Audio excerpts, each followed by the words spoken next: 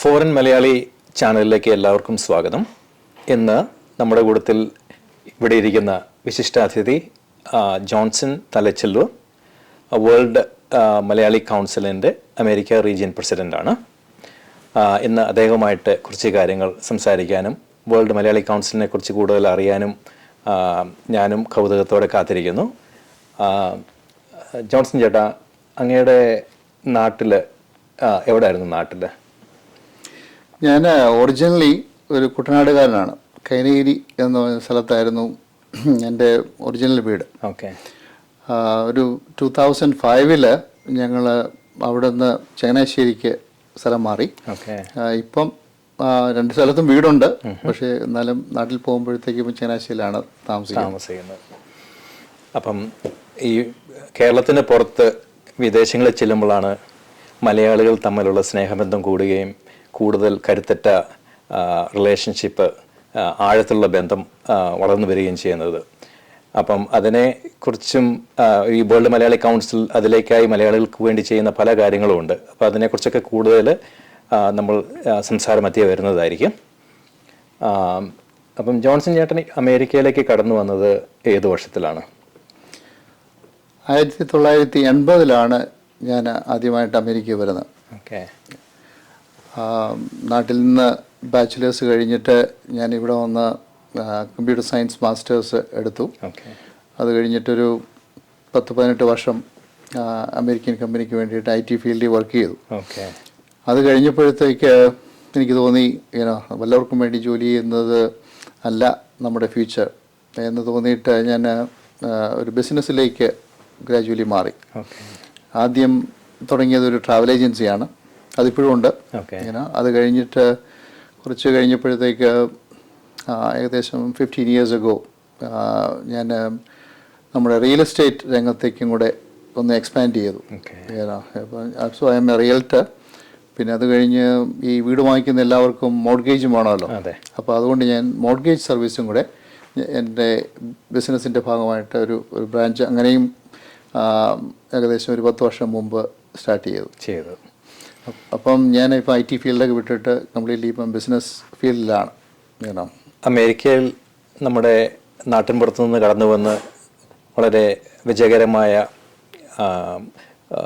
Business സംരംഭങ്ങളിലൂടെ കടന്നു പോവുകയും അതിനുശേഷം മലയാളികളുടെ ക്ഷേമത്തിന് വേണ്ടി പ്രവർത്തിക്കാൻ കൂടുതൽ ആഗ്രഹിച്ച് വേൾഡ് മലയാളി കൗൺസിലിലേക്ക് കടന്നു വന്ന് പല ചാരിറ്റി വർക്കുകളിലും അതുപോലെ യുവാക്കളുടെ ട്രെയിനിങ്ങുകളും കാര്യങ്ങളും ഒക്കെയായിട്ട് വളരെ പ്രധാനപ്പെട്ട പല കാര്യങ്ങളും ജോൺസൺ ചേട്ടൻ ചെയ്തു വരുന്നുണ്ട്.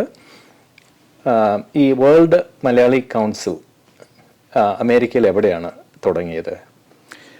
ഞങ്ങൾ 1995 ന്യൂജേഴ്സിയിൽ വെച്ചാണ് വേൾഡ് മലയാളി കൗൺസിൽ ആദ്യമായിട്ട് സ്റ്റാർട്ട് ചെയ്യുന്നത്.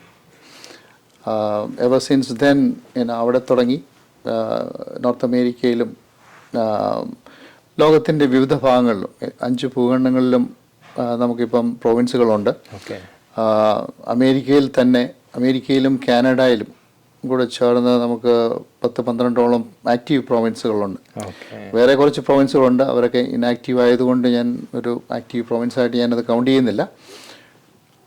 അപ്പം ഈ കാനഡയും നോർത്ത് അമേരിക്കയും ഈ അമേരിക്ക റീജിയൻ്റെ കീഴിലാണത് വരുന്നത്.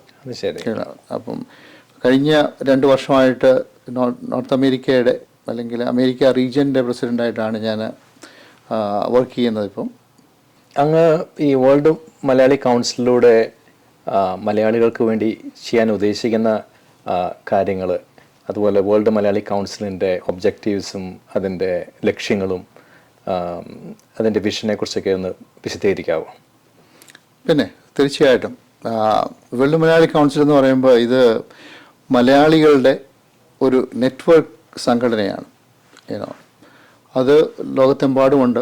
ഈ പറഞ്ഞ കണക്ക് ഇന്ത്യയിലും മിഡിൽ ഈസ്റ്റിലും യൂറോപ്പിലും അമേരിക്കയിലും എല്ലാം ഉണ്ട്. അപ്പോൾ നമ്മൾ ഇതുകൊണ്ട് ഉദ്ദേശിക്കുന്നത് പ്രവാസികളായ മലയാളികളെ, പ്രവാസികളെ മാത്രമല്ല ഇവൻ കേരളത്തിലുള്ള മലയാളികളെയും ഒരു നെറ്റ്വർക്കിലൂടെ നമുക്ക് ഇവരെ ബന്ധിപ്പിക്കാൻ സാധിക്കുമെങ്കിൽ സാധിച്ചിട്ടുണ്ട്. കാരണം ഇപ്പോൾ നമ്മുടെ വേൾഡ് മലയാളി കൗൺസിൽ തുടങ്ങിയിട്ട് 27 വർഷമായി, 27 വർഷം കഴിഞ്ഞു. അപ്പോൾ ഈ വർഷങ്ങൾ അതിൽ 27 26 വർഷവും ഞാൻ ഇതിനകത്ത് ആക്റ്റീവായിട്ട് നിന്നിട്ടുണ്ട്. തുടങ്ങിയ സമയത്ത് ഞാൻ ഇല്ലായിരുന്നു ഇതിനകത്ത്. അപ്പോൾ 26 വർഷമായിട്ട് ആക്റ്റീവായിട്ട് അതിനകത്ത് പ്രവർത്തിക്കണമെങ്കിൽ അതിനകത്ത് എന്തെങ്കിലും ഉണ്ട് എന്ന് എനിക്ക് തോന്നിയത് കൊണ്ടാണ്. അപ്പം ഞാൻ ഇതിനകത്ത് ചേരുമ്പോൾ എനിക്ക് വളരെ ചുരുക്കം ആൾക്കാരെ അറിയാമായിരുന്നുള്ളൂ. എന്നാൽ ഇപ്പോൾ ലോകത്തിൻ്റെ എവിടെ ചെന്ന് കഴിഞ്ഞാലും എനിക്ക് അറ്റ്ലീസ്റ്റ് 1-2 ഫ്രണ്ട്സിനെ വേൾഡ് മലയാളി ത്രൂ കിട്ടിയിട്ടുണ്ട്. അത് മിഡിൽ ഈസ്റ്റ് ആണെങ്കിലും സൗത്ത് ആഫ്രിക്കയിലാണെങ്കിലും യു നെയിം ഇറ്റ് നമ്മുടെ ബ്രാഞ്ച് അവിടെ എല്ലാം ഉള്ളതുകൊണ്ട് നമുക്ക് ഒരു ഒരു ഫാമിലി കണക്ഷൻ കിട്ടുന്നുണ്ട്. അപ്പം നമുക്ക് charity is another important thing that we are doing. ഇന്ത്യയിലോ അല്ലെങ്കിൽ ഇവിടെയോ നമുക്ക് നിർധനരായിട്ടുള്ള ആൾക്കാരെ കണ്ടുപിടിച്ചിട്ട് ശരിക്കും വാലിഡായിട്ടുള്ള ഒരു ജെന്യുവിൻ റീസൺ ആണെങ്കിൽ നമ്മൾ അവരെ കണ്ടുപിടിച്ച് അവരെ ഹെൽപ്പ് ചെയ്യുന്നുണ്ട്. അപ്പോൾ അത് പറഞ്ഞപ്പോൾ വേൾഡ് മലയാളി കൗൺസിലിൽ തുടങ്ങിയിട്ട് 25 വർഷമായപ്പോൾ നമ്മളൊരു ഒരു ഒരു പ്രതിജ്ഞ എടുത്തു. നമ്മൾ ഒരു 25 വീട് നിർധനരായിട്ടുള്ള ആൾക്കാർക്ക് നമുക്ക് ഉണ്ടാക്കി കൊടുക്കണമെന്നുള്ളത്. അപ്പോൾ അതിൻ്റെ പൂർത്തീകരണത്തിൻ്റെ ഭാഗമായിട്ട് നമ്മളിപ്പോൾ ഒരു 14 വീടുകൾ പണിത് കൊടുത്തു കഴിഞ്ഞു, താക്കോൽദാനം കൊടുത്തു കഴിഞ്ഞു. ഇനിയും അത് ഗ്രാജുവലി നമ്മളത് 25-ലെത്തിക്കും. അപ്പോൾ അത് ഇവിടെയുള്ള അമേരിക്കയിലുള്ള വളരെ ഉദാരമതികളായിട്ടുള്ള ആൾക്കാരുടെ സഹായം കൊണ്ടാണ് നമുക്കത് ചെയ്യാൻ പറ്റുന്നത്. അത് ഞാനും കൺട്രിബ്യൂട്ട് ചെയ്യുന്നു, എന്നെപ്പോലുള്ള എൻ്റെ സുഹൃത്തുക്കളും ബന്ധുക്കളും എല്ലാം കൺട്രിബ്യൂട്ട് ചെയ്തതിൻ്റെ വെളിച്ചത്തിലാണ് നമുക്ക് അത്രയും ചെയ്യാൻ സാധിച്ചത്. അപ്പം വേൾഡ് മലയാളിയുടെ ഹിസ്റ്ററിയിൽ നോക്കിക്കഴിഞ്ഞാൽ നമ്മൾ ഏകദേശം എനിക്കൊന്നൊരു 20 വർഷം മുമ്പ് നമ്മൾ ഒരു വലിയ പ്രോജക്റ്റ് തന്നെ ചെന്നൈയിൽ ചെയ്യുകയുണ്ടായി. ശരി. വലിയ പ്രോജക്റ്റ് എന്ന് പറയുമ്പോഴത്തേക്ക് അതിന് നമുക്ക് നമ്മുടെ ഉദ്ദേശം we need to have fund. പലരെ സഹായിക്കണമെങ്കിൽ നമുക്ക് കാശുണ്ടെങ്കിലല്ലേ പറ്റുള്ളൂ. സത്യം. അപ്പോൾ അന്ന് ചെന്നൈയിൽ ഒരു ഗാനമേള നടത്തി. ഗാനമേള നടത്തിയപ്പോഴത്തേക്ക് ഇപ്പോഴത്തെ പുതിയ പാട്ടുകാർ തൊട്ട് യേശുദാസ് വരെയുള്ള എല്ലാവരും അവരുടെ ടൈം ഫ്രീ ആയിട്ട് പാടിക്കൊടുത്തു. I think we raised close to 2 crore ആ ഗാനമേളയിൽ നിന്ന് നമ്മൾ റേസ് ചെയ്തു. അതിൻ്റെ ആ മണി കൊണ്ട് നമ്മൾ ഒരു 100 നിർധനരായിട്ടുള്ള ആൾക്കാർക്ക് ഹാർട്ട് സർജറി ചെയ്യാനായിട്ട് ഹെൽപ്പ് ചെയ്തു. അതുപോലെ തന്നെ മോർ ദാൻ 1000 പീപ്പിളിന് നമുക്ക് ഐ സർജറി ചെയ്ത് കൊടുക്കാൻ പറ്റി. അപ്പോൾ അതൊക്കെ നമുക്ക് അതുപോലെ തന്നെ ഞാൻ വീടിൻ്റെ കാര്യം പറഞ്ഞല്ലോ, നമ്മുടെ housing project it still going on. So അപ്പോൾ ഇതെല്ലാം നമുക്ക് സാധ്യമാണ്. പക്ഷേ ഇതുപോലുള്ളൊരു സംഘടന ഇല്ലെങ്കിൽ നമുക്കിതൊന്നും ചെയ്യാൻ പറ്റില്ല. അപ്പോൾ ഈ സംഘടനയുടെ ബ്രാഞ്ചുകൾ നമുക്ക് പലയിടത്തും ഉണ്ട്. അവർ കണ്ടുപിടിക്കുന്ന അർഹിക്കുന്ന ആൾക്കാർക്ക് നമ്മൾ നേരിട്ടാണ് അവർക്ക് ഹെൽപ്പ് കൊടുക്കുന്നത്. സോ അതുപോലെയുള്ള ഒരുപാട് കാര്യങ്ങളുണ്ട്. ഇപ്പം നമുക്ക് യൂത്തിനെ സംബന്ധിച്ചിടത്തോളം യൂത്തിനെ പ്രൊമോട്ട് ചെയ്യാനായിട്ട് അല്ലെങ്കിൽ യൂത്തിനെ അട്രാക്റ്റ് ചെയ്യാൻ വേണ്ടിയിട്ട് നമ്മൾ ഒരുപാട് കാര്യങ്ങൾ ചെയ്യുന്നുണ്ട്. അവർക്ക് ഇൻട്രസ്റ്റ് ഉള്ള സബ്ജക്റ്റ് ചോദിച്ചിട്ട് നമ്മൾ അതിന് വേണ്ടിയിട്ടൊരു സെമിനാർ നടത്തുക. ഇപ്പോൾ റീസെൻ്റ്ലി ഞങ്ങൾ ന്യൂജേഴ്സിയിൽ ഒരു ഗാനമേള പ്രോഗ്രാം നടത്തി. അത് കംപ്ലീറ്റ്ലി ഫോർ അതിൻ്റെ ആ പ്രോഗ്രാമിൻ്റെ മിക്കവാറും എല്ലാം 90% യൂത്താണ് ചെയ്തത്. അഡൽട്സ് ബാക്കിൽ നിന്ന് വേണ്ട നിർദ്ദേശങ്ങൾ സഹായങ്ങൾ ചെയ്യുന്നത് മാത്രമേ ഉള്ളൂ. അത് പ്രത്യേകിച്ച് യൂത്തിനെ മുന്നോട്ട് കൊണ്ടുവരാൻ വേണ്ടിയിട്ടാണ്. ഒരിടയ്ക്ക് ആൾക്കാർ നമ്മളോട് ചോദിക്കുമായിരുന്നു, ഇത് കുറച്ച് പ്രായമുള്ള ആൾക്കാരുടെ ഒരു സംഘടനയാണോ, നിങ്ങൾ യൂത്തിനെയൊന്നും നിങ്ങൾ അത് കൺസിഡർ ചെയ്യുന്നില്ലേ, അവർക്ക് വേണ്ടി നിങ്ങൾ എന്ത് ചെയ്യുന്നു എന്നൊക്കെ ചോദിച്ചു. ഞാൻ പറഞ്ഞു definitely they are part of us. കാരണം നമ്മൾ നമ്മുടെ കാലം കഴിയുമ്പോഴത്തേക്ക് ഇത് തുടർന്നുകൊണ്ട് പോകാനായിട്ട് ആൾ വേണമല്ലോ. അപ്പം ഡെഫിനറ്റ്ലി വി നീഡ് യങ്സ്റ്റേഴ്സ്. സത്യം. അത് ഡെഫിനറ്റ്ലി യൂത്തിനെ എംപവർ ചെയ്യാനായിട്ട് ഞങ്ങൾ അത് ചെയ്യുന്നുണ്ട്. പിന്നെ യൂത്തിൻ്റെ കാര്യം പറഞ്ഞപ്പോഴത്തേക്കാണ് നമ്മൾ ആ പ്രസിഡൻഷ്യൽ അവാർഡ് എന്ന് പറഞ്ഞൊരു സംഗതിയുണ്ട്. എല്ലാ വർഷവും നമ്മൾ ക്വാളിഫൈഡ് ആയിട്ടുള്ള ആൾക്കാരുടെ നിന്ന് ആപ്ലിക്കേഷൻ എടുക്കും. ക്വാളിഫൈഡ് എന്ന് പറഞ്ഞാൽ ക്വാളിഫൈഡ് ആയിട്ടുള്ള യങ്സ്റ്റേഴ്സിൻ്റെ, എസ്പെഷ്യലി ഇൻ ഹൈസ്കൂൾ കിഡ്സ്. അപ്പോൾ അവരുടെ ഒരു വർഷത്തെ വോളണ്ടറി വർക്കിൻ്റെ അടിസ്ഥാനത്തിലാണ് നമ്മൾ ഈ അവാർഡ് കൊടുക്കുന്നത്. ഈ അവാർഡിന് ഒരു പ്രത്യേകതയുണ്ട്. World Malayali council is the only one who is qualified to give that award. Presidential award എന്ന് പറയുമ്പോഴത്തേക്ക് അമേരിക്കൻ പ്രസിഡന്റ് ആരാണോ അവരുടെ സിഗ്നേച്ചറുള്ള ഒരു സർട്ടിഫിക്കറ്റ് ആയിരിക്കും നമ്മൾ കൊടുക്കുന്നത്. അപ്പം അതിനുള്ള റൈറ്റ് ഇപ്പോൾ സോഫാർ വെള്ളുമലയാളി കൗൺസിലിന് മാത്രമേ ഉള്ളൂ. ശരി. So that's an important thing, especially for the youngsters. അവർ കോളേജിലേക്ക് അഡ്മിഷന് പോകുമ്പോഴത്തേക്ക് പ്രസിഡൻഷ്യൽ അവാർഡ് വിന്നറാണെന്ന് പറഞ്ഞാൽ that has a weight. Satyam. Yeah. So, I mean, those are some of the examples, that we are doing to promote. I mean, definitely, we want to do more, മിക്കവാറും ഞങ്ങൾ പറഞ്ഞ കണക്ക് യങ്സ്റ്റേഴ്സിനോടും ഇതിനകത്തുള്ള മെമ്പേഴ്സിനോടൊക്കെ ചോദിക്കും, what can we do to improve, or what we can do to help youngsters, how we can help the women, empower the women, അതിനും വേണ്ടിയിട്ട് നമുക്ക് വെള്ളുമലയാളി കൗൺസിലിൻ്റെ ഒരു വിമൻസ് വിങ് തന്നെയുണ്ട്. വിമൻസ് ഫോറം, യൂത്ത് ഫോറം ഉണ്ട്, മെഡിക്കൽ ഫോറം ഉണ്ട്, tourist forum, health forum, you name it. ഇപ്പം വെള്ളുമലയാളി കൗൺസിലിൻ്റെ മെമ്പേഴ്സ് എന്ന് പറയുമ്പോഴത്തേക്ക് എല്ലാ തുറയിലുള്ള ആൾക്കാരും ഉണ്ട്. ഡോക്ടേഴ്സും എഞ്ചിനീയേഴ്സും IT-ക്കാരും വിവിധ ലോയേഴ്സും മേഖലയിൽ ആൾക്കാർ അല്ലേ? കറക്റ്റ്. ഇവരെല്ലാവരും ഉണ്ട്. ദേ are all doing there job, doing the service free service, that's what makes it easier to reach others. അപ്പം വിദേശ മലയാളികൾ ചേർന്ന് നമ്മുടെ നാട്ടിലുള്ള ജനങ്ങൾക്ക് മാത്രമല്ല വിവിധ രാജ്യങ്ങളിലുള്ള ജനങ്ങൾക്കും അവർക്ക് സഹായം ചെയ്യുവാനും, അതുകൂടാതെ തന്നെ സ്ത്രീകളുടെയും കുട്ടികളുടെയും യുവാക്കളുടെയും ഈവൻ റിട്ടയർമെൻറ്റ് കഴിഞ്ഞ വാർദ്ധക്യത്തിലേക്ക് എത്തിയ ആൾക്കാരെയും ഒക്കെ എംപവർ ചെയ്യാനും അവരുടെ ഒരു ഓവറോൾ വെൽബീയിങ്ങിനും വേണ്ടി പ്രവർത്തിക്കുന്ന ഒരു സംഘടനയും കൂടിയാണ് വേൾഡ് മലയാളി കൗൺസിൽ. ജോൺസൺ ചേട്ടൻ വിവരിച്ച കാര്യങ്ങൾ അത് മാനുഷികപരമായി നമ്മൾ ചിന്തിക്കുകയാണെങ്കിലും അതിൻ്റെ പിന്നിലുള്ള അവരുടെ ആ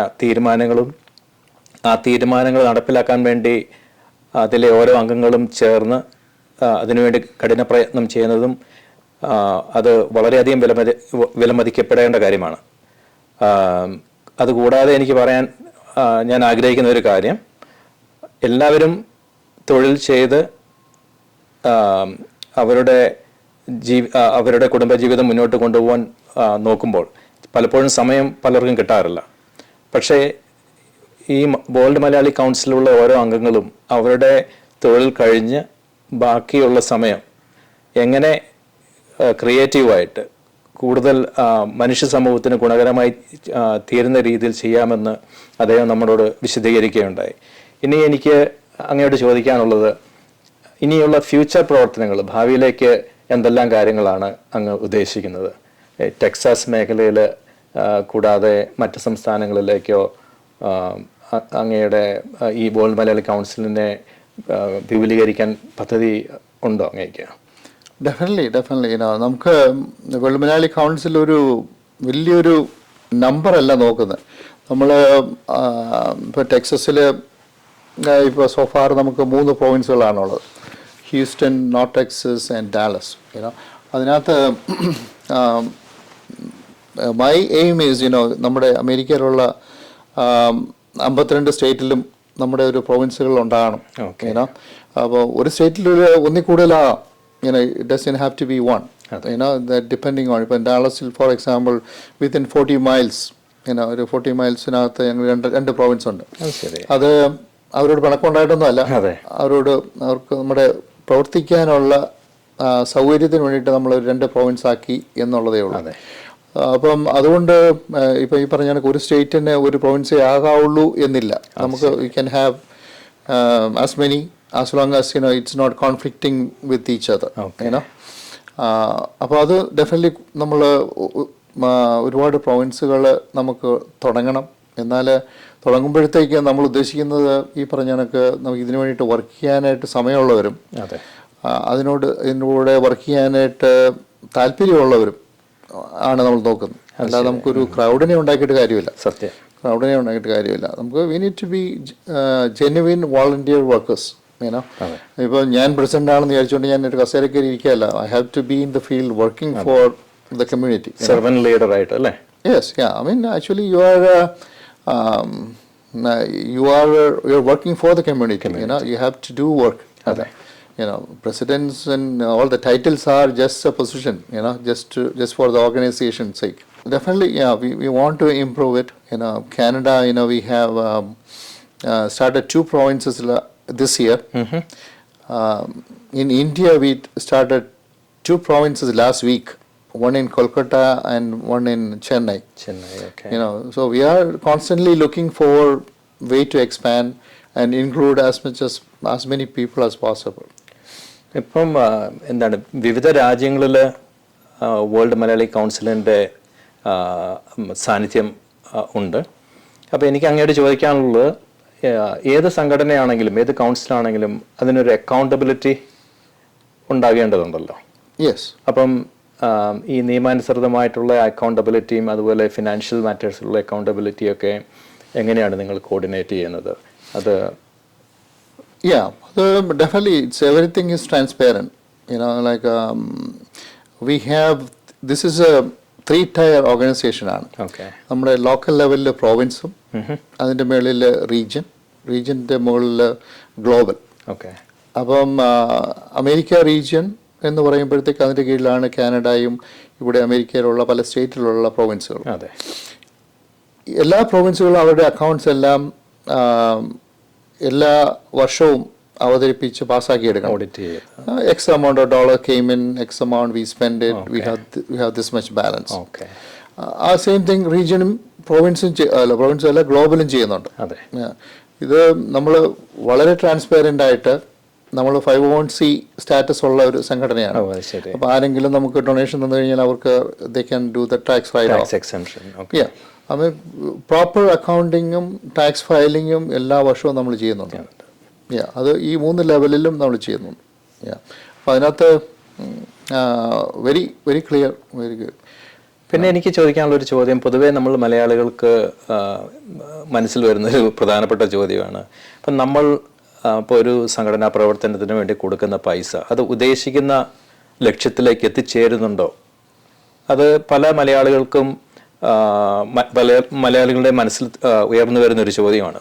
എപ്പോഴും പല സംഘടനകളും സാമ്പത്തിക ക്രമക്കേടുകൾ കാരണം ഈ ധനം കൊടുത്ത് സഹായിക്കാൻ താല്പര്യമുള്ളവർ പോലും ഇത്തരം സംഭവങ്ങളെ ഓർത്ത് കൊടുക്കാതിരിക്കുന്ന പല സാഹചര്യങ്ങളുമുണ്ട്.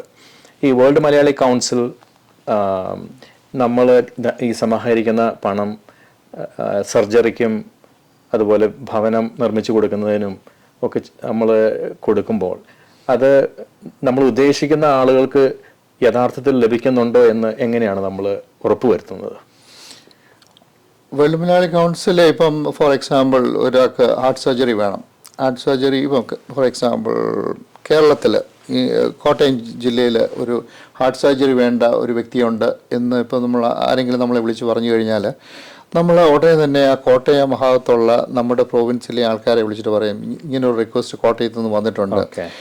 ഇപ്പം നമുക്കറിയത്തില്ലായിരിക്കും ഏത് വീടാണെന്നോ ആരാണെന്നോ നമുക്കറിയില്ല.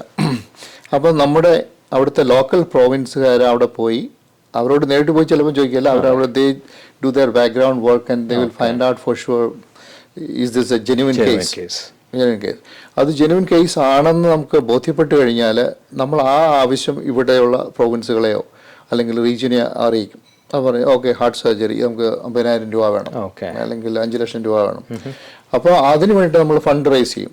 എന്തെങ്കിലും ചാരിറ്റി ഇവൻറ്റ്സോ എന്തെങ്കിലും വെച്ചിട്ട് നമ്മൾ റേസ് ചെയ്ത് കഴിയുമ്പോഴത്തേക്ക് നമ്മൾ അവിടുത്തെ വേൾഡ് മലയാളി കൗൺസിലിൻ്റെ കേരളത്തിലെ യൂണിറ്റിനാണ് കൊടുക്കുന്നത്. എന്നിട്ട് അവരാണ് കൊണ്ടുവന്ന് ഡോക്ടറിനോ ഹോസ്പിറ്റലിനോ കൊണ്ട് കൊടുക്കുന്നത്. അപ്പോൾ നമ്മളൊരു തേർഡ് പാർട്ടി അതിനകത്ത് ഇൻവോൾവ് ചെയ്യത്തില്ല. അതായത് ഒരു സർജറി ിലൂടെ കടന്നു പോകുന്ന ഒരു വ്യക്തിയുടെ കുടുംബത്തിന് നമ്മൾ പൈസ കൊടുക്കുന്നില്ല. അത് ആ സർജിക്കൽ പ്രൊസീജിയർ കഴിഞ്ഞാൽ ഈ വേൾഡ് മലയാളി കൗൺസിലിൻ്റെ അപ്രൂവ്ഡ് ആയിട്ടുള്ള അംഗങ്ങൾ ആ സ്ഥാപനത്തിനാണ് ആ പൈസ നേരിട്ട് കൊടുക്കുന്നത്. കാരണത്താൽ ക്രമക്കേടുകൾക്കുള്ള സാധ്യത വളരെ കുറവാണ്. നമ്മൾ കാശ് കൊണ്ട് കൊടുത്തു കഴിഞ്ഞാൽ അവർ അത് കറക്റ്റായിട്ട് ഈ പറഞ്ഞ ആവശ്യത്തിന് വേണ്ടി ഉപയോഗിക്കുന്നുണ്ടോ എന്ന് നമുക്കറിയില്ല. സത്യം. അപ്പോൾ നമ്മൾ പറയും ഓക്കെ ഇന്ന ഹോസ്പിറ്റലിൽ നിങ്ങൾ സർജറി ചെയ്യുന്നു, അവിടെ അഡ്മിറ്റ് ചെയ്തോളൂ, അപ്പോൾ അവിടെ വേണ്ട നിങ്ങൾക്ക് ഇത്ര രൂപ ചിലവാകുന്നു, ഞങ്ങൾ ആ പൈസ ഹോസ്പിറ്റലിൽ അടച്ചേക്കാം. എന്ന് പറയുന്നു. എന്ന് പറയുമ്പോഴത്തേക്ക് it's going to the right person and they are getting the benefit also. അപ്പോൾ ഈവൻ വീടിൻ്റെ കാര്യത്തിലാണെങ്കിലും ആ നമ്മളെ സഹായിക്കുന്ന വീട്ടുകാർക്ക് കൊണ്ടുപോയി ഇത്ര ലക്ഷം രൂപ കൊടുക്കുകയല്ല നമ്മൾ ചെയ്യുന്നത്. നമ്മുടെ ലോക്കൽ അവിടുത്തെ ആ ഗ്രൂപ്പിനോട് പറയും okay they need A house. നമുക്കവിടെ ഒരു ലോക്കൽ കോൺട്രാക്ടർ ഉണ്ട്, പുള്ളിയെ വിളിച്ചിട്ട് ഓക്കെ അവർക്ക് വേണ്ട സാധനങ്ങൾ ചെയ്തു കൊടുക്കൂ. അപ്പോൾ ഈ കോൺട്രാക്ടറിന് നമ്മൾ കാശ് കൊടുത്തോണ്ടിരിക്കും. അവർക്ക് ഓട് മേടിക്കാനും സിമെൻറ്റ് മേടിക്കാനും ഒക്കെ ഉള്ള കാശുകൾ നമ്മളെടുക്കും. സാധാരണഗതിയിൽ ഇപ്പോൾ ഒരു നമ്മൾ പണിത് കൊടുത്തുകൊണ്ടിരിക്കുന്ന വീടുകൾക്ക് ഏകദേശം ഒരു 6 ലക്ഷം രൂപയാണ് ബഡ്ജറ്റ്. 6 ലക്ഷം രൂപയിൽ നമ്മൾ തീർക്കും. ഇത് വലിയ വീടല്ല, ഒരു bedroom, living room, kitchen and bathroom, അത്യാവശ്യം സൗകര്യങ്ങളുള്ള ഒരു 1200-300 സ്ക്വയർ ഫീറ്റ് ഉള്ള വീടുകളാണ്. നമുക്ക് അതിനൊരു പ്രീ റിക്വസ്റ്റും കൂടെ നമ്മൾ വെച്ചിട്ടുണ്ട്. ആർക്കെങ്കിലും നമുക്ക് വീടുകൾ പണിത് കൊടുക്കണമെങ്കിൽ അവർക്ക് സ്വന്തമായിട്ട് 3 സെന്റ് സ്ഥലമെങ്കിലും ഉണ്ടായിരിക്കണം. നമ്മളിപ്പം പുറംപോക്കിലേക്ക് കൊണ്ടുവന്ന് വീട് വെച്ച് കഴിഞ്ഞാൽ പിന്നെ വല്ലവരും അടിച്ചുകൊണ്ട് പോയെങ്കിൽ പിന്നെ ചിലപ്പോൾ അവർക്ക് കിട്ടിയില്ലെന്നിരിക്കും, അവർക്ക് അതിന്റെ ബെനിഫിറ്റ് എടുക്കാൻ പറ്റില്ല. അപ്പോൾ ഇതുപോലെ 3 സെന്റ് സ്ഥലമെങ്കിലും അവരുടെ സ്വന്തമായിട്ട് അവരുടെ പേരിലുണ്ടെങ്കിൽ നമ്മളിത് അവർക്ക് കൊടുക്കുന്നു. പിന്നെ അത് കൊടുക്കുമ്പോഴത്തേക്ക് നമ്മൾ ഒരു കണ്ടീഷനും കൂടെ വെക്കുന്നുണ്ട്. 99 വർഷത്തേക്ക് അവർക്ക് ഇത് വിൽക്കുകയോ ട്രാൻസ്ഫർ ചെയ്യുകയോ ചെയ്യാൻ പാടില്ല. അവരുടെ ഫാമിലിക്ക് യൂസ് ചെയ്യാം.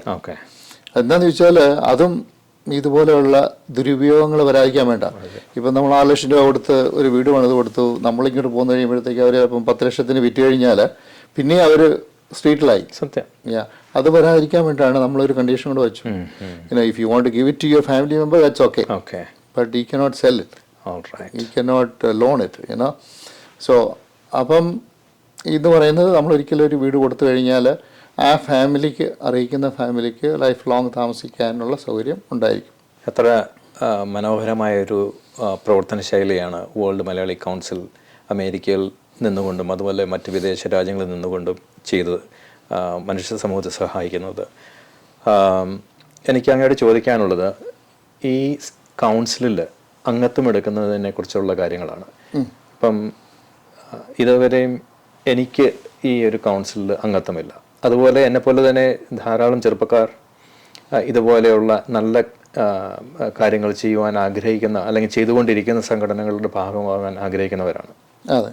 പക്ഷേ ഞങ്ങൾ എങ്ങനെയാണ് ഇതിനകത്ത് അംഗത്വം എടുക്കേണ്ടത്? ഇതിന് അംഗത്വം എന്ന് പറയുമ്പോഴത്തേക്ക് ആദ്യമായിട്ട് വേൾഡ് മലയാളിയിൽ ഓൾറെഡി മെമ്പറായിട്ടുള്ള ഒരു വ്യക്തി റെക്കമെൻഡ് ചെയ്യണം.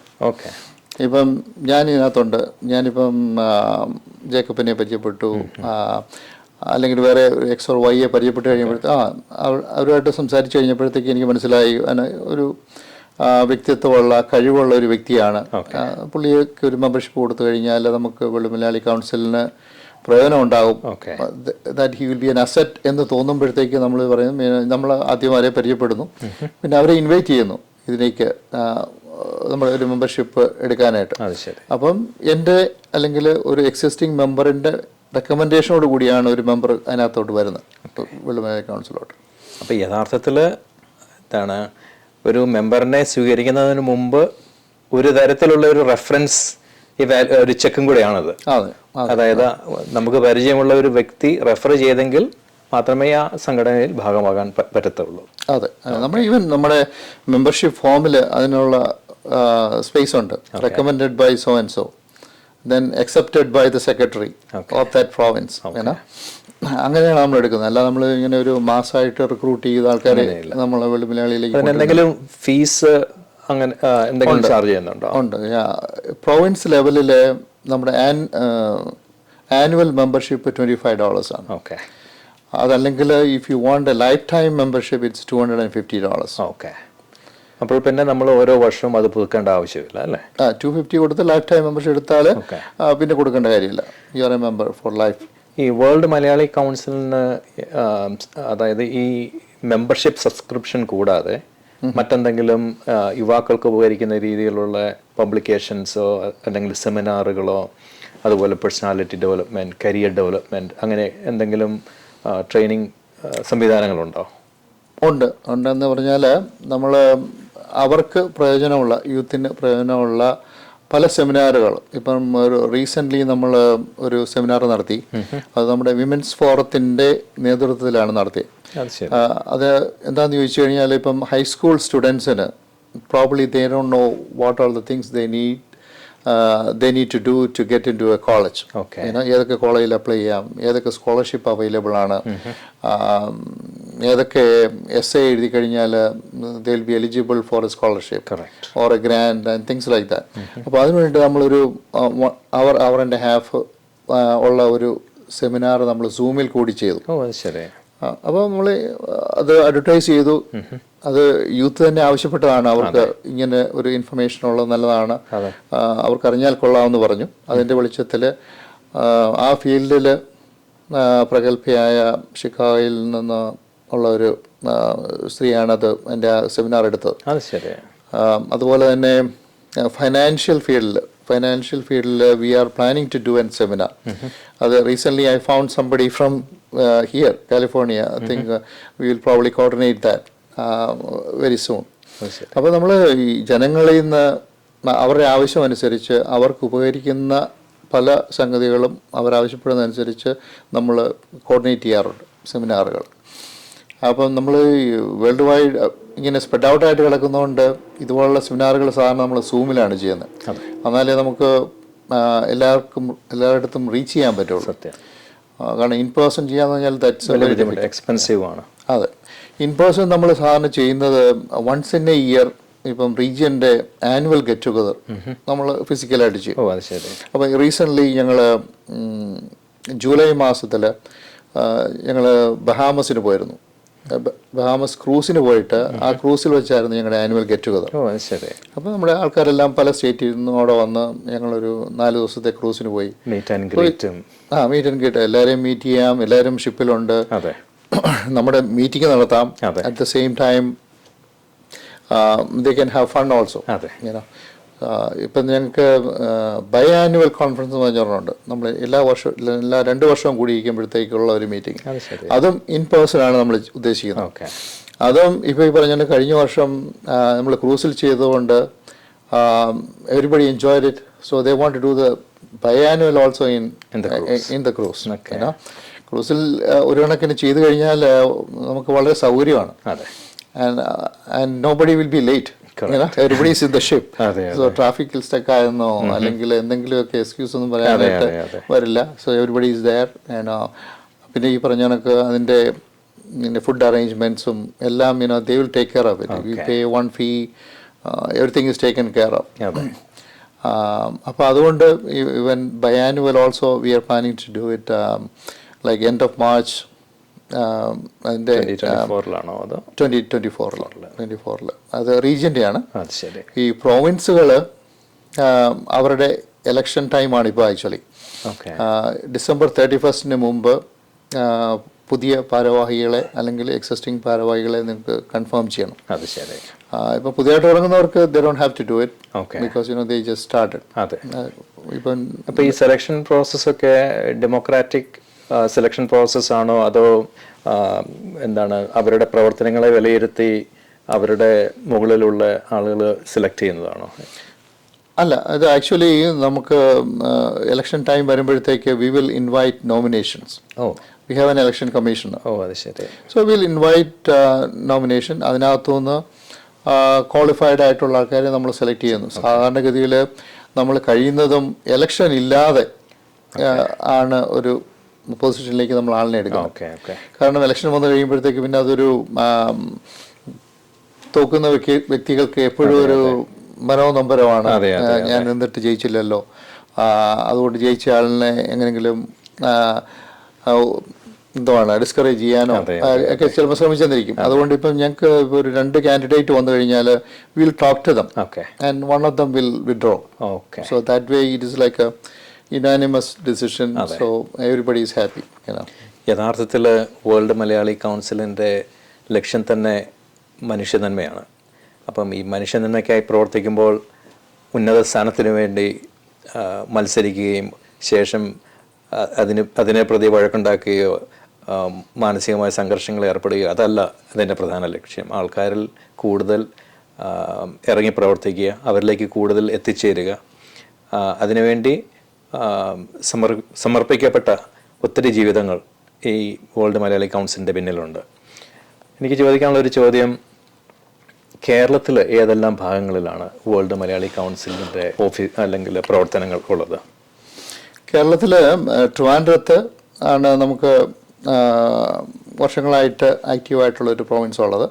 കോഴിക്കോട്ടുണ്ട്, കണ്ണൂരുണ്ട്, ഇപ്പം മലപ്പുറത്തും ഇപ്പം ഈ റീസെൻ്റ്ലി ഒരെണ്ണം വർക്ക് ചെയ്യുന്നുണ്ട്. I don't think they have started it. അപ്പോൾ വി ആർ നോട്ട് ലിമിറ്റഡ്. ഇപ്പം ഈ കേരളത്തിൽ പിന്നെ ഈ പ്രോവിൻസുകൾ കൂടാതെ യൂണിറ്റ്സുകളുണ്ട്. പത്തനംതിട്ട പ്രോവിൻസ്, കൊല്ലം പ്രോവിൻസ് എന്നൊക്കെ പറഞ്ഞുകൊണ്ട് പുനലൂർ പ്രോവിൻസ്, അവിടെയൊക്കെ ചെറിയ ചെറിയ യൂണിറ്റുകളുണ്ട്. അത് ശരി.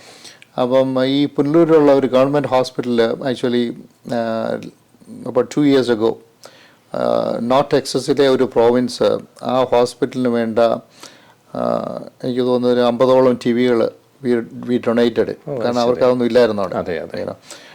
അതുപോലെ ബെഡ്ഷീറ്റ്സ് അവർക്ക് ഇനഫ് ബെഡ്ഷീറ്റ്സ് ഇല്ലായിരുന്നു. സോ അത് യൂറോപ്പ് റീജിയൻ അത് സ്പോൺസർ ചെയ്തു. സോ ഇങ്ങനെയുള്ള പല കാര്യങ്ങളും നമ്മൾ കേരളത്തിൽ തന്നെ പല ചെറിയ ചെറിയ യൂണിറ്റുകളുടെ ആവശ്യപ്രകാരം നമ്മൾ അവർക്ക് കൊടുത്ത് അവരെ ഹെൽപ്പ് ചെയ്തിട്ടുണ്ട്. ഓക്കെ. അത് എൻ്റെ ഒരു അടുത്ത ചോദ്യമായിരുന്നു, എങ്ങനെയാണ് ഓരോ സമൂഹത്തിലുമുള്ള നീഡ് ആവശ്യങ്ങൾ കണ്ടുപിടിക്കുന്നത് എന്നുള്ളത്. ഏതായാലും അങ്ങ് ആദ്യമേ തന്നെ അതിൻ്റെ ഉത്തരം പറഞ്ഞത് സന്തോഷം. ഈ കാലിഫോർണിയയിൽ താമസിക്കുന്ന ഞങ്ങൾക്കും ആഗ്രഹമുണ്ട് വേൾഡ് മലയാളി കൗൺസിൽ ഞങ്ങളുടെ സംസ്ഥാനത്തേക്കും വരണമെന്ന്. അങ്ങ് പ്രസിഡൻ്റായിട്ടിരിക്കുമ്പോൾ ഈ ഒരു കൗൺസിൽ ഞങ്ങളുടെ കാലിഫോർണിയയ്ക്കും കൂടി തരണമെന്ന് അങ്ങയുടെ ഈ ഇൻ്റർവ്യൂവിൻ്റെ സമയത്ത് റിക്വസ്റ്റ് ചെയ്യുന്നു. അതിന് കഴിവും തൻ്റെ ഇടവുമുള്ള ചെറുപ്പക്കാർ നമ്മുടെ ഇടയിലുണ്ട്. അപ്പം അങ്ങനെയുള്ളവരെ വേൾഡ് മലയാളി കൗൺസിലിന് ഉപയോഗിക്കാൻ കൂടുതൽ അവസരങ്ങൾ ഉണ്ടാവട്ടെ എന്ന് ആശംസിക്കുന്നു. അങ്ങുമായി സംസാരിക്കാൻ ഈ അവസരം എനിക്ക് ലഭിച്ചതിനെ അതൊരു ബ്ലെസ്സിങ് ആയിട്ട് കരുതുന്നു. അങ്ങേക്ക് എല്ലാവിധ ആശംസകളും നേരുന്നു. Thank you. ഇപ്പോൾ ഒരു ആവശ്യമാണല്ലോ എന്നോട് ഉന്നയിച്ചത്. ഡെഫിനറ്റ്ലി കാലിഫോർണിയയിൽ ഇത്രയും നാളും 27 വർഷമായെങ്കിലും ഞാൻ കാലിഫോർണിയയിൽ പല ആൾക്കാരോട് സംസാരിച്ചെങ്കിലും നമുക്കിവിടെ ഒരു പ്രോവിൻസ് സ്റ്റാർട്ട് ചെയ്യാനായിട്ട് സാധിച്ചിട്ടില്ല. സോ ജേക്കബിനെ ഇപ്പം ഫോർ എക്സാമ്പിൾ കഴിഞ്ഞ ലോകസഭയ്ക്ക് ഞങ്ങളുടെ വേൾഡ് മലയാളി കൗൺസിലിൻ്റെ പിൻഡോ, അനീഷ് ഇവരൊക്കെ മീറ്റ് ചെയ്തപ്പോഴാണ് ജേക്കബ് എന്നൊരു വ്യക്തി കാലിഫോർണിയയിലുണ്ട്, കഴിവുള്ളൊരു വ്യക്തിയാണ്. അപ്പം ജേക്കബിനോട് സംസാരിച്ചു കഴിഞ്ഞാൽ അല്ലെങ്കിൽ ജേക്കബ് വിചാരിച്ചാൽ ഇവിടെ ഒരു പ്രോവിൻസ് സ്റ്റാർട്ട് ചെയ്യാം എന്ന് എന്നെ വിളിച്ച് പറഞ്ഞു. അപ്പോഴത്തേക്കാണ് ഞാനും ജേക്കബുമായിട്ട് ഒരിക്കലും സൂമിൽ ഒരു മീറ്റിംഗ് നടത്തി. എനിക്ക് തോന്നുന്നു ജേക്കബിനെ ആദ്യമായിട്ടാണ് ഞാൻ അന്ന് പരിചയപ്പെടുന്നത്. അപ്പോൾ അന്ന് സംസാരിച്ച് കഴിഞ്ഞപ്പോൾ കുറച്ച് നേരം സംസാരിച്ച് കഴിഞ്ഞപ്പോൾ ഞാൻ പറഞ്ഞു, okay, I think V have A potential person here. അപ്പം നമുക്ക് ഇവിടെ ഡെഫിനറ്റ്ലി സ്റ്റാർട്ട് ചെയ്യാം. അപ്പോൾ അത് കഴിഞ്ഞ് ഞാനും ജേക്കബും കൂടെ ഒരു പ്രാവശ്യം സംസാരിച്ചപ്പോൾ ഞാൻ പറഞ്ഞു, ഞാൻ കാലിഫോർണിയയ്ക്ക് വരുന്നുണ്ട്. I will be here for 2 weeks. If there is any way I can help, definitely we need to meet, and I see a lot of potential in them. I see a lot of potential, a lot of youngsters who are willing to do it and who has the knowledge and ability to do it. So definitely if you guys are willing to do it, I'll be doing whatever I can to help you guys to get that started. I was even ready to inaugurate it before I go, but unfortunately only a few more days. എന്നിരുന്നാലും നമുക്ക് അധികം താമസിയാതെ ഇത് inaugurate ചെയ്യണം. World Malayali council ഇപ്പം ഞാൻ ഒരു വ്യക്തി മാത്രമല്ല, you have a big team, lot of experience behind this organisation. So ഇപ്പം എനിക്കറിയാൻ മേലാത്ത സംഗതി എൻ്റെ കൊളീഗ്സോ എൻ്റെ കൂടെ വർക്ക് ചെയ്തിട്ടുള്ള ഇപ്പം 10-27 വർഷമായിട്ട് ഇതിനകത്ത് ഒരുപാട് കാര്യങ്ങൾ ചെയ്തിട്ടുള്ള വ്യക്തികളുണ്ട്. അപ്പോൾ അവരൊക്കെ they are all willing to help. ഇത് it's a matter of helping each other. ഇതിപ്പം ഞാനാണോ വലുത് നീയാണോ വലുത് എന്നുള്ള പ്രശ്നമില്ല. We have a common goal to help Malayalis whatever way you can, whatever field they are, either IT, engineering, medical, whatever. Then of course നമ്മുടെ ഇടയിലുള്ള ഇപ്പം പറഞ്ഞ പോലുള്ള പാവങ്ങളെ ഹെൽപ്പ് ചെയ്യാനും നമ്മുടെ കമ്മ്യൂണിറ്റിയെ വേറെ ലെവലിലേക്ക് കൊണ്ടുവരാൻ നമ്മളെ കൊണ്ട് സാധിക്കുമെങ്കിൽ that's the best thing we can do. So I'm glad to be here. ഇപ്പം ഇങ്ങനൊരു ഇൻ്റർവ്യൂ ഒരുക്കിയ നിങ്ങളെ രണ്ടുപേരെയും ഞാൻ നന്ദി പറയുന്നു. Hopefully we can meet again and inaugurate a province here. ഇത്രയും നേരവും അങ്ങ് ഫോറിൻ മലയാളി ചാനലിന് വേണ്ടി വേൾഡ് മലയാളി കൗൺസിലിനെ കുറിച്ച് കൂടുതൽ വിവരങ്ങൾ പങ്കുവയ്ക്കുകയുണ്ടായി. ഇതിലെനിക്ക് ഏറ്റവും എന്നെ സ്വാധീനിച്ച കാര്യങ്ങൾ എന്നുള്ളത് മതത്തിൻ്റെയോ രാഷ്ട്രീയത്തിൻ്റെയോ ജാതി വ്യവസ്ഥയുടെയോ സ്വാധീനമില്ലാതെ ജനങ്ങളുടെ നന്മയ്ക്കായി പ്രവർത്തിക്കാൻ ഒരു കൂട്ടം ആളുകൾ ചേർന്ന് അവരുടെ സമയത്തിൻ്റെ വിലയേറിയ സമയത്തിൻ്റെ ഒരു ഭാഗം നീക്കിവെച്ച അങ്ങേക്കും അങ്ങയുടെ സംഘടനയിലുള്ള എല്ലാ അംഗങ്ങൾക്കും എൻ്റെ പ്രത്യേക ആശംസകൾ. ഈ വേൾഡ് മലയാളി കൗൺസിലിനെ കുറിച്ച് ഇനി എന്തെങ്കിലും അങ്ങേക്ക് ഞങ്ങളോട് പറയാനുണ്ടോ?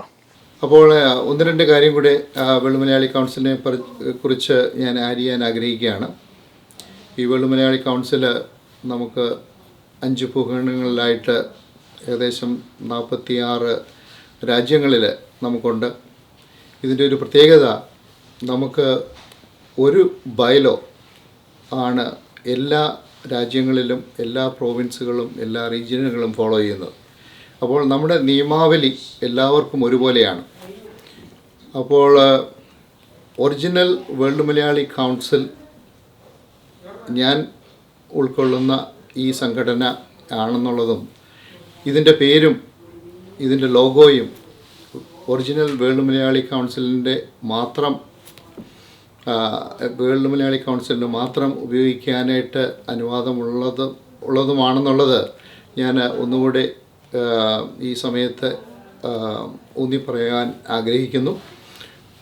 വേൾഡ് മലയാളി കൗൺസിൽ വളരെയധികം കാര്യങ്ങൾ ചെയ്തിട്ടുണ്ട്. ഇനിയും ജനങ്ങൾക്ക് പ്രയോജനപ്പെടുന്ന പല കാര്യങ്ങളും നമുക്ക് ചെയ്യാൻ ഭാവിയിലും ആഗ്രഹമുണ്ട്.